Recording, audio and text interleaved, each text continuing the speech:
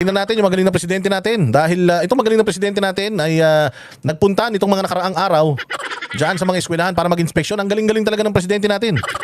Oo, talagang siya ang presidente ng mga inspeksyon. Putang ina yan. Baka puro impeksyon na to sa utak. Oo, walang ginawa kundi mag-inspeksyon. Noong nakaraan, nag-inspeksyon to sa NAIA. Sabi niya, pinakamaganda daw yung NAIA ngayon. Oo, tangina pa, paano nangyari yan? Pinakamaganda yung NAIA, lahat na naman nga ng bag, puro balot na naman. Noong nakaraan, nasunog pa pati yung carousel nung mga bag. Pucha, pati yun umapoy. Ano ba naman yan? Oh, pucha, pag kumulog, kumidlat lang, delayed na yung mga flight dyan. Tapos sasabihin niya yun na daw ang pinakamagandang airport, naknak ng tinapay. Oh, akala mo ngayon lang nagpunta ng airport, lagi namang alis ng alis. So, noong nakaraan, nag-inspection siya dun.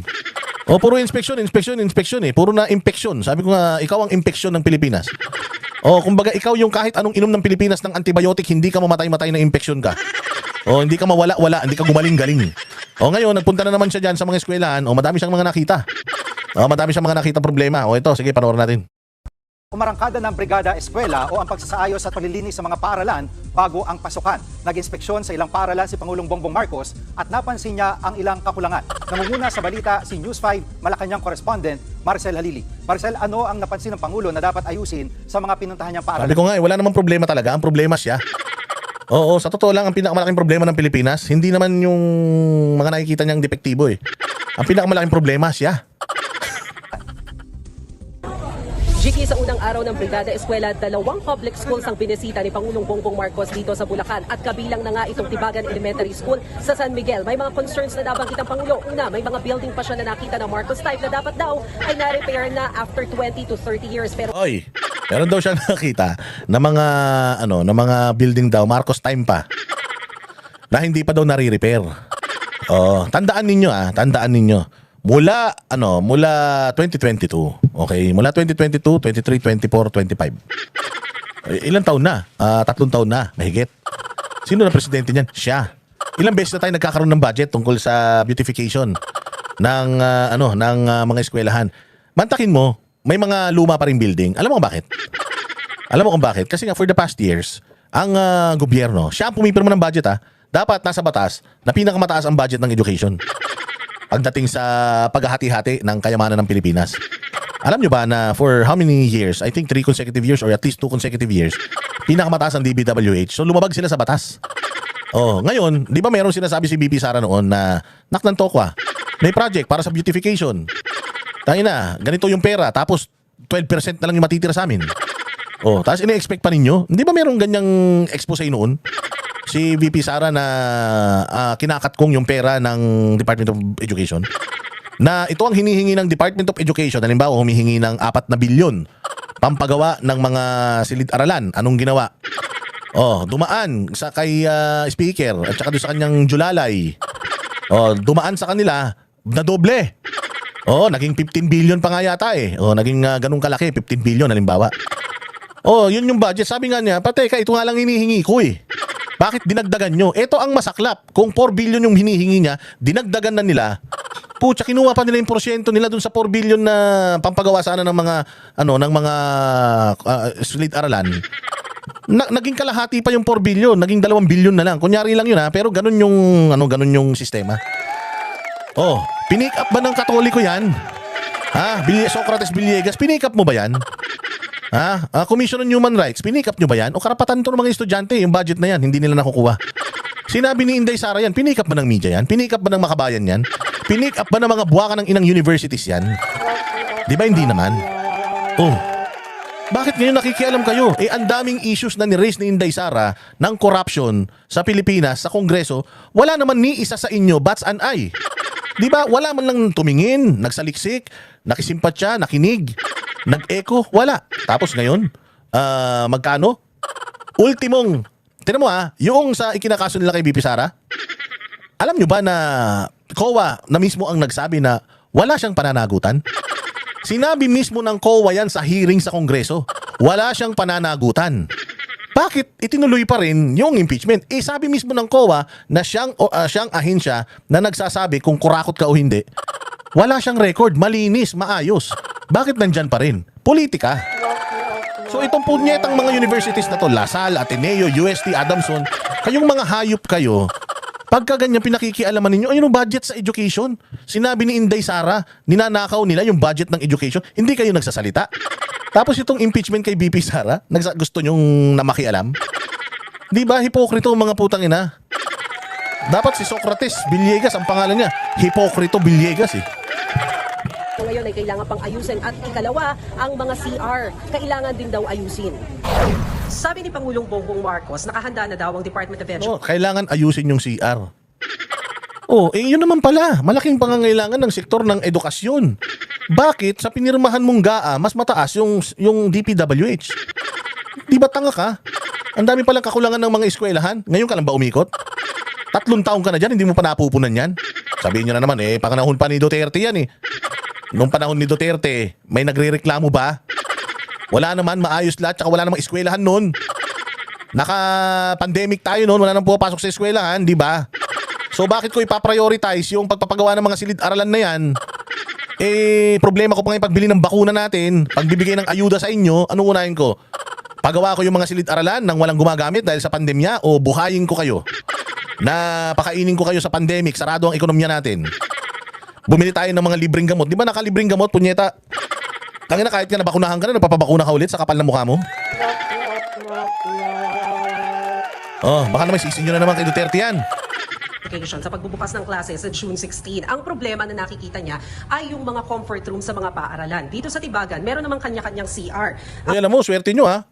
Swerte nyo, may kanya-kanya kayong CR. Nung panahon namin, yung mga yung mga CR namin, kasi public school din ako, putay. Pucha, lahat ng kubeta sa amin may sorpresa. Oo, pucha yan, sabi ko sa'yo. Parang yung mga inidoro sa eskwelahan namin. Sorry dyan sa mga kumakain yung mga kubeta dyan sa elementary school namin. Oo, anak ng tinapay. Putang ina, pag taintay ka. Pagbukas mo na ganun, pucha yan, maniwala ka. Diyos ko po, may buhay na po yung gumagalaw na po sila. Kadiri. Ay, grabe. Ay na yan. Kaya alam nyo, kaya maraming mga estudyante noon, matatandaan mo yan, lahat tayo ng mga estudyante, sa mga batang 90s, batang 80s, lahat tayo nagkaroon na ng kaklase na nataisap sa lawal. Nataisa sa lawal. Alam nyo kung bakit? Tayo na hindi talaga, yung mga kubeta talaga ng mga public school noon, pucha, ibang klase. Oo, pag ganun mo, iba na talaga kulay. Alam mo yung flash doon, isang beses isang taon lang gumagana. Isang beses isang taon lang gumagana yung flash doon, mga bossing, Diyos ko po. Talaga magdadasal ka, sana umabot sa bahay to. Yung pag sumakit ang tiyan mo, tumatakbo ako pa uwi ng bahay. Kasi anak ng toko talaga, pag doon ka sa may doon ka sa inidoro ng public school Jejebs. Pucha, pag sisisihan mo, traumatic talaga. Alam nyo ba na meron akong trauma sa mga nakasaradong inidoro? Kahit sa mall, sa eskwelahan, sa bahay ng kaibigan. Basta ewan ko, lagi akong, pag nakita ko, halimbawa, nasi-CR ako, no? Pupunta ako sa mga restaurant, ganyan, may CR sila. Pag nakasara yung lead, putangin na takot ako niyan. Oo, kasi nagka-trauma ako nung elementary ako. Pag bukas kong ganun, kinausap ako nung nandun si... Hay, hoy, putangin na ka. Sabi sa akin nung pagbukas kong ganun, dadagdagan mo pa. Hindi na kami magkasya rito, oy. Ganun. Kaya nagkaroon ako ng phobia doon sa inidoro na ganyan. Basta nakasara, may ginto yan. Magdadasal ka, sana wala. Oy, wala, ayos. Pero pucha, maniwala ka, kung hindi man may mga sabit-sabit. Kadiri ang hayop. Well, swerte nitong eskwela na to, may sarili-sarili silang CR.